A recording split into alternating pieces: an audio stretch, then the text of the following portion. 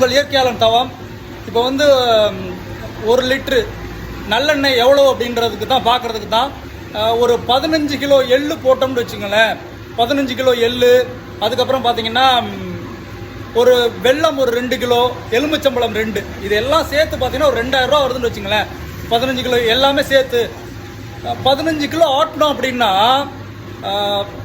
7.5 litre நல்லெண்ணெய் கிடைக்கும் அப்படின்றாங்க. அப்படின்னா 1 லிட்ரு எவ்வளோ வருதுன்னா 260 ரூபா தான் வருது.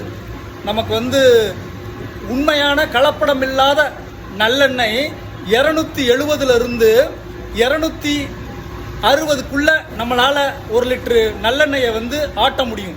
ஆனால் கடைகளில் எவ்வளோ ரூபாய்க்கு விற்கிறாங்கன்னு பாருங்கள். ஏன் இதை நம்மளாம் செய்யக்கூடாது? நம்மளே எள்ளு வாங்கிட்டு வந்து, நீங்கள் விவசாயியாக இல்லைன்னா கூட பரவாயில்ல, கடையில் போய் 1 மூட்டை எள்ளு வாங்கிட்டு வந்து ஆட்டிருங்க. 1 லிட்ரு நல்லெண்ணெய் 250 ரூபாயிலிருந்து 260 ரூபாய்க்கு கிடைக்கும்.